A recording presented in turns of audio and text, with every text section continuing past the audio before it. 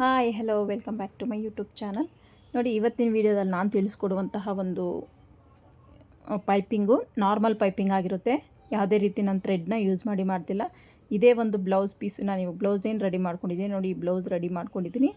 ಇದೇ ಬ್ಲೌಸ್ ಪೀಸ್ದೆ ನಾನು ಪೈಪಿಂಗ್ ಕ್ಲಾತ್ನ ಯಾವ ರೀತಿ ಕೊಡಬೇಕು, ನಾವು ಥ್ರೆಡ್ ಪೈಪಿಂಗ್ ಕೊಡ್ತೀವಿ ನೋಡು, ಅದೇ ರೀತಿಯಲ್ಲೇ ನಮಗೆ ಫಿನಿಶಿಂಗ್ ಅನ್ನೋದು ಬರುತ್ತೆ.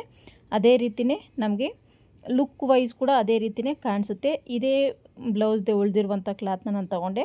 ಇದನ್ನು ತಗೊಂಡು ಫಸ್ಟಿಗೆ ನಾವು ಪೈಪಿಂಗ್ ಕೊಡಬೇಕಂದ್ರೆ ನೀವು ಕಾಂಟ್ರಾಸ್ಟಲ್ಲಿ ಬೇಕಾದ್ರೂ ಕೊಡಿ, ವಿತೌಟ್ ನೀವು ಥ್ರೆಡ್ನ ಕೊಟ್ಟು ಕಾಂಟ್ರಾಸ್ಟಲ್ಲಿ ಕೊಟ್ಟರು ಚೆನ್ನಾಗಿರುತ್ತೆ. ಅದೇ ಬ್ಲೌಸಲ್ಲಿ ಉಳಿದಿದ್ರೆ ಪೀಸು ಅದರಲ್ಲೇ ಕೊಡಿ, ಅದು ಕೂಡ ಚೆನ್ನಾಗಿರುತ್ತೆ. ನೋಡಿ, ಈ ರೀತಿ ಪೀಸ್ ಅನ್ನೋದು ಉಳಿದಿದೆ.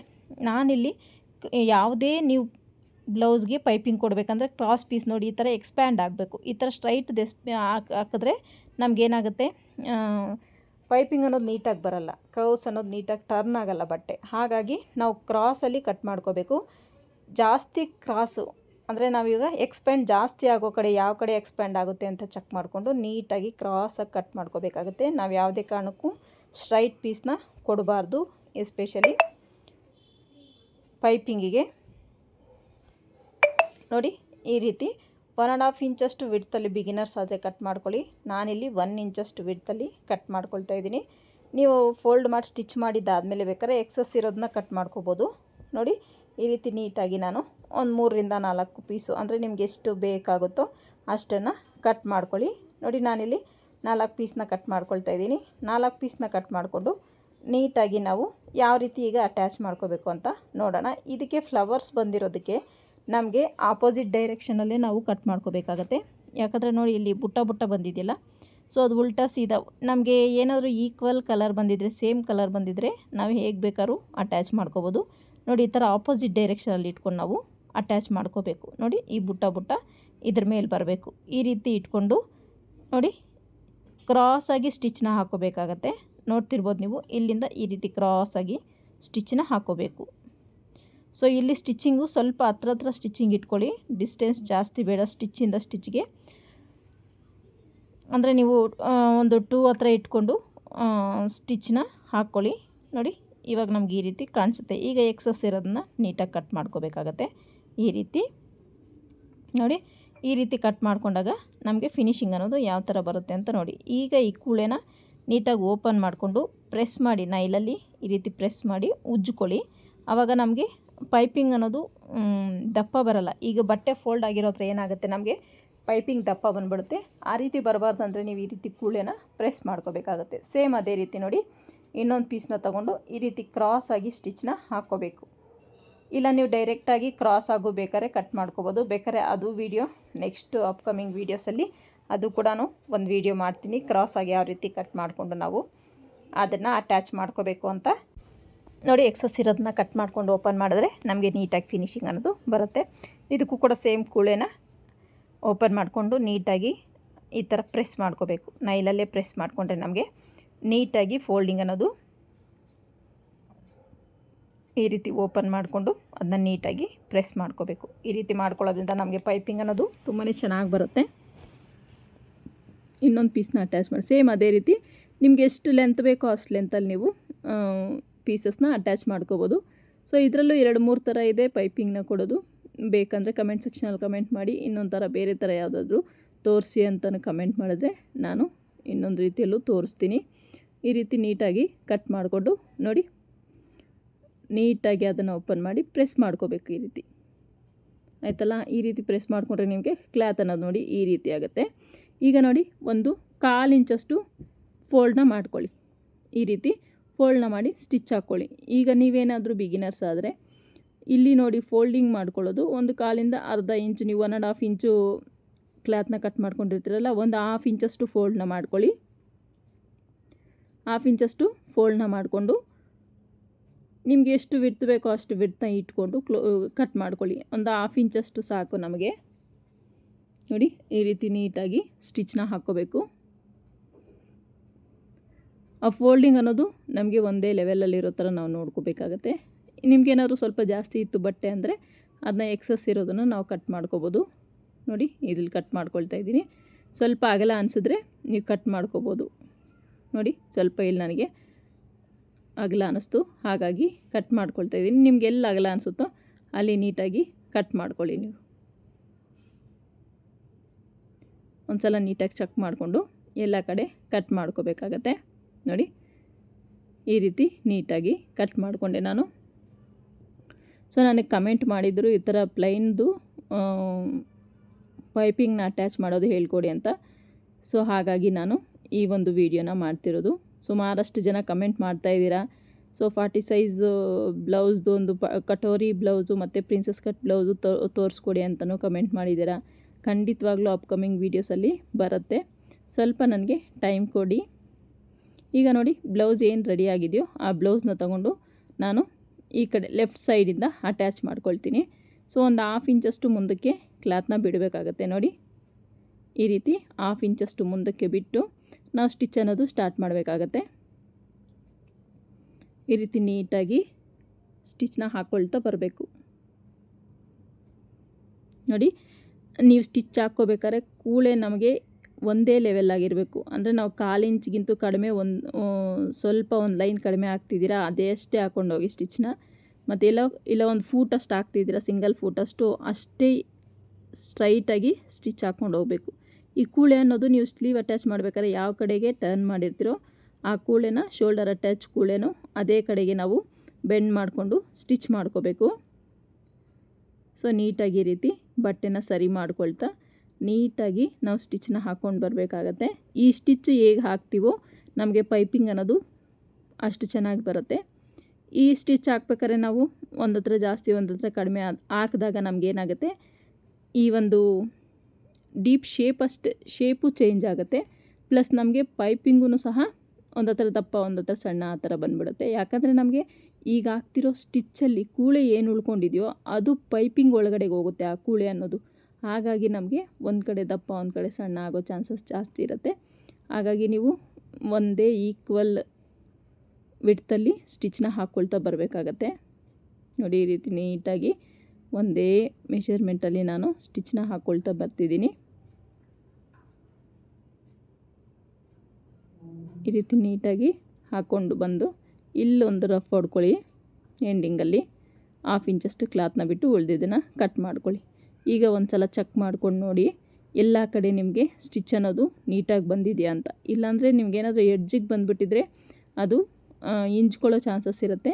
ಹಾಗಾಗಿ ನಿಮಗೆ ಇವಾಗ ಕೂಳೆ ಅನ್ನೋದು ಜಾಸ್ತಿ ಇದ್ದರೆ ಅದನ್ನು ಕೂಡ ನೀವು ಕಟ್ ಮಾಡ್ಕೋಬೋದು. ನೋಡಿ ಇಲ್ಲಿ ಬಟ್ಟೆ ಜಾಸ್ತಿ ಇದೆ ನನಗೆ, ನಾನಿಲ್ಲಿ ಕಟ್ ಮಾಡ್ಕೊಳ್ತಾ ಇದ್ದೀನಿ. ಈಗ ಈ ಕ್ಲಾತ್ನ ನೋಡಿ ಈ ಥರ ಒಳಗಡೆಗೆ ಫೋಲ್ಡ್ ಮಾಡ್ಕೋಬೇಕು. ಈ ರೀತಿ ಒಳಗಡೆ ಫೋಲ್ಡ್ ಮಾಡಿಕೊಂಡು ನೋಡಿ ಈ ಕೂಳೆ ಅನ್ನೋದು ನಿಮಗೆ ಜಾಸ್ತಿ ಇದ್ದರೆ ಕಟ್ ಮಾಡ್ಕೊಳ್ಳಿ. ಈ ರೀತಿ ಕಟ್ ಮಾಡಿಕೊಂಡು ಇದನ್ನು ಈ ಥರ ಫೋಲ್ಡ್ ಮಾಡ್ಕೊಳ್ಳಿ. ಈ ಕೂಳೆ ಅನ್ನೋದು ನಮಗೆ ಪೈಪಿಂಗ್ ಬಟ್ಟೆ ಒಳಗಡೆ ಹೋಗಬೇಕು. ನೋಡಿ ಈ ರೀತಿ ಫೋಲ್ಡ್ ಮಾಡ್ಕೋಬೇಕು. ಕೂಳೆ ಅನ್ನೋದು ನಮಗೆ ಪೈಪಿಂಗ್ ಕ್ಲಾತ್ ಒಳಗಡೆಗೆ ಹೋಗಬೇಕು.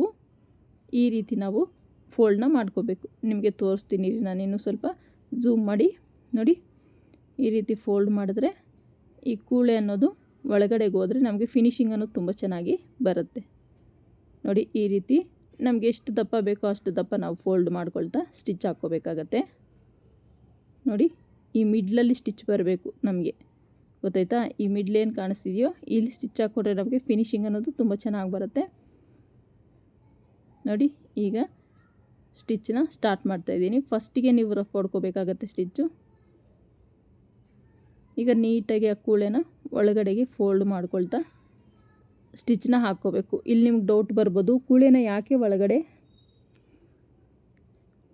ನಾವು ಹಾಕಿ ಸ್ಟಿಚ್ ಮಾಡಬೇಕು ಅಂತ ನಿಮಗೆ ಡೌಟ್ ಬರ್ಬೋದು. ನಮಗೆ ಪೈಪಿಂಗ್ ಅನ್ನೋದು ಗಟ್ಟಿ ಇರಬೇಕು. ಅದು ಟೊಳ್ಳಿದ್ರೆ ನಮಗೆ ಫಿನಿಶಿಂಗ್ ಅನ್ನೋದು ಚೆನ್ನಾಗಿ ಬರೋಲ್ಲ.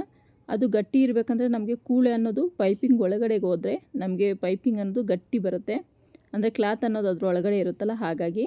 ಇಲ್ಲ ನಮಗೆ ಕ್ಲಾತು ಫ್ಲಾಟಾಗಿ ಫೋಲ್ಡ್ ಮಾಡಿಬಿಟ್ಟಿದ್ದೀವಿ, ಪೈಪಿಂಗ್ ಒಳಗಡೆಗೆ ಸೇರಿಸಿಲ್ಲ ಅಂದಾಗ ನಮಗೇನಾಗುತ್ತೆ ನೋಡಿ ಎಷ್ಟು ನೀಟಾಗಿ ಬಂದಿದೆ. ಆವಾಗ ಪೈಪಿಂಗ್ ಅನ್ನೋದು ಟೊಳ್ಳಾಗಿರುತ್ತೆ, ಅದರೊಳಗಡೆ ಬಟ್ಟೆ ಇರಲ್ಲ. ಆವಾಗ ನಿಮಗೆ ಪೈಪಿಂಗ್ ಶೇಪ್ ಅನ್ನೋದು ಚೆನ್ನಾಗಿ ಬರೋಲ್ಲ. ಹಾಗಾಗಿ ನೀವು ಆ ಕೂಳೆನ ಕಂಪಲ್ಸರಿ ಕ್ಲಾತ್ ಒಳಗಡೆಗೆ ಸೇರಿಸ್ಕೊಳ್ತಾ ಸ್ಟಿಚ್ನ ಹಾಕಬೇಕು.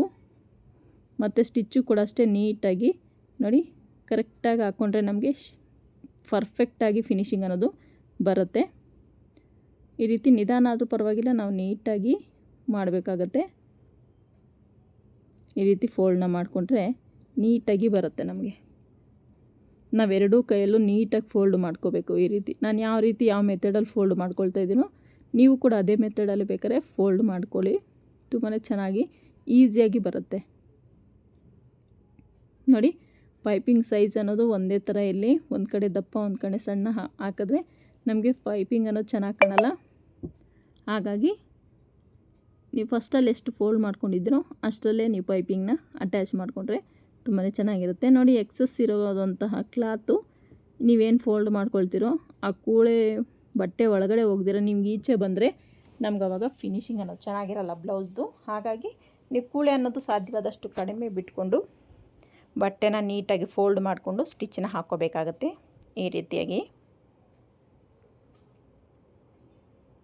ನೋಡಿ.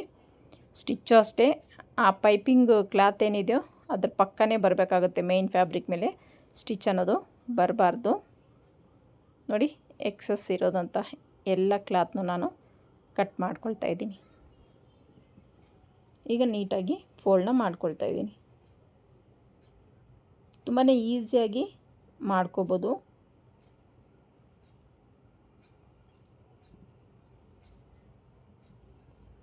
ನೋಡಿ ಈ ರೀತಿ ಎರಡೂ ಕೈಯಲ್ಲೂ ನೀಟಾಗಿ ಫೋಲ್ಡ್ ಮಾಡ್ಕೊಳ್ತಾ ಬಂದು ಪೈಪಿಂಗ್ ತುಂಬಾ ಚೆನ್ನಾಗಿ ಬರುತ್ತೆ.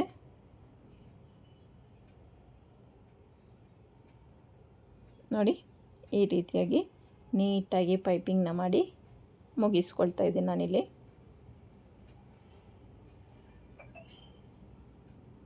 ನಿಮಗೆ ತೋರಿಸ್ತೀನಿ ರೀ ಫೈನಲಲ್ಲಿ ಎಷ್ಟು ನೀಟಾಗಿ ಬಂದಿದೆ ಅಂತ. ಅದನ್ನ ನಾರ್ಮಲ್ ಪೈಪಿಂಗ್ ಕೊಟ್ಟಿರೋದು ಅಂದರೆ ಯಾರೂ ನಂಬೋದೇ ಇಲ್ಲ. ಆ ಥರ ಗೊತ್ತಾಗುತ್ತೆ. ನಮಗೆ ಮುಟ್ಟಿದ್ರೆ ಮಾತ್ರ ಗೊತ್ತಾಗುತ್ತೆ ಅದು ಥ್ರೆಡ್ದು ಪೈಪಿಂಗಾ ಇಲ್ಲಾಂದರೆ ನಾರ್ಮಲ್ ಪೈಪಿಂಗಾ ಅಂತ.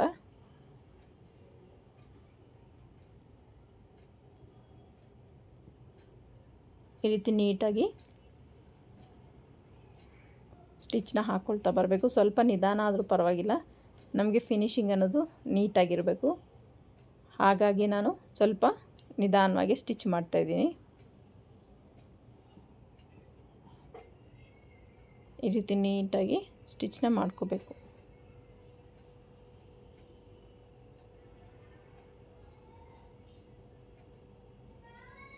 ನೋಡಿ ಈ ರೀತಿ ನೀಟಾಗಿ ಇಲ್ಲಿ ಸ್ವಲ್ಪ ಗ್ಯಾಪ್ ಆಯ್ದಂಗೆ ಅನಿಸ್ತು, ಅದಕ್ಕೆ ಇನ್ನೊಂದು ಸ್ಟಿಚ್ನ ಹಾಕ್ಕೊಳ್ತಾ ಇದ್ದೀನಿ ನಾನಿಲ್ಲಿ. ನಿಮಗೆ ಫೋಲ್ಡಿಂಗ್ ಅನ್ನೋದು ವೆರಿ ಇಂಪಾರ್ಟೆಂಟು ಪೈಪಿಂಗಲ್ಲಿ ಮಾತ್ರ. ನೀವು ಯಾವ ರೀತಿ ಫೋಲ್ಡ್ ಮಾಡ್ಕೊಂಡ್ರೆ ನೀಟಾಗಿ ಅಷ್ಟೇ ನೀಟಾಗಿ ನಮಗೆ ಪೈಪಿಂಗ್ ಅನ್ನೋದು ಬರುತ್ತೆ.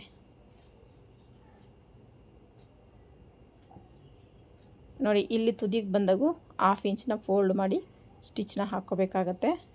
ಈ ರೀತಿ ಹಾಕ್ಕೊಂಡಾಗ ಫೈನಲಿ ನಮಗೆ ಪೈಪಿಂಗ್ ಅನ್ನೋದು ರೆಡಿ ಆಗಿಬಿಡುತ್ತೆ. ನೋಡ್ಬೋದು ನೀವು ಪೈಪಿಂಗ್ ಅನ್ನೋದು ಎಷ್ಟು ನೀಟಾಗಿ ಬಂದಿದೆ ಅಂತ. ಒಂದು ಐರನ್ ಮಾಡ್ಕೊಂಬಿಟ್ರೆ ನಮಗೆ ತುಂಬಾ ಚೆನ್ನಾಗಿ ಬ್ಲೌಸ್ ಅನ್ನೋದು ರೆಡಿ ಆಗಿಬಿಡುತ್ತೆ. ನೋಡಿ ಪೈಪಿಂಗು ಅಷ್ಟೇ ತುಂಬಾ ಚೆನ್ನಾಗಿ ಬಂದಿದೆ. ಸೊ ಕಮೆಂಟ್ ಮಾಡಿದವ್ರಿಗೆ ಇದು ಯೂಸ್ಫುಲ್ ಆಗುತ್ತೆ ಅಂತ ಅಂದ್ಕೊಂಡಿದ್ದೀನಿ. ವಿಡಿಯೋ ಇಷ್ಟ ಆದರೆ ಒಂದು ಲೈಕ್ ಮಾಡಿ, ಶೇರ್ ಮಾಡಿ, ಚಾನಲ್ನ ಸಬ್ಸ್ಕ್ರೈಬ್ ಮಾಡ್ಕೊಳ್ಳಿ. ಯಾರೆಲ್ಲ ಹೊಸ್ದಾಗಿ ನೋಡ್ತಾ ಇದ್ದೀರೋ ಅವರು ದಯವಿಟ್ಟು ಚಾನಲ್ನ ಸಬ್ಸ್ಕ್ರೈಬ್ ಮಾಡಿಕೊಂಡು ವಿಡಿಯೋ ನೋಡಿ. ನೀವು ಕೊಡುವಂತಹ ಒಂದು ಲೈಕು ನನಗೆ ತುಂಬಾ ಮುಖ್ಯ ಆಗುತ್ತೆ. ಸೊ ಹಾಗಾಗಿ ಒಂದು ಲೈಕ್ ಕೊಟ್ಟು ವಿಡಿಯೋಗೆ ಹೈಪ್ ಬಟನ್ನ ಕೊಡಿ. ಈ ರೀತಿ ಪೈಪಿಂಗ್ ಅನ್ನೋದು ರೆಡಿ ಆಗೋಯ್ತು. ಈ ವಿಡಿಯೋ ಹೇಗೆ ಅನಿಸ್ತು ಅಂತ ಕಮೆಂಟ್ ಸೆಕ್ಷನಲ್ಲಿ ಕಮೆಂಟ್ ಮಾಡಿ. ವಿಡಿಯೋ ಇಷ್ಟ ಆದರೆ ಒಂದು ಲೈಕ್ ಮಾಡಿ, ಶೇರ್ ಮಾಡಿ, ಚಾನಲ್ನ ಸಬ್ಸ್ಕ್ರೈಬ್ ಮಾಡ್ಕೊಳ್ಳಿ. ಇನ್ನೂ ಹೆಚ್ಚು ವಿಡಿಯೋಗಳು ನನ್ನ ಚಾನಲಲ್ಲಿದ್ದಾವೆ. ಸೊ ಒಂದು ಸಲ ಚಾನಲ್ಗೆ ವಿಸಿಟ್ ಕೊಟ್ಟು ನೋಡಿ.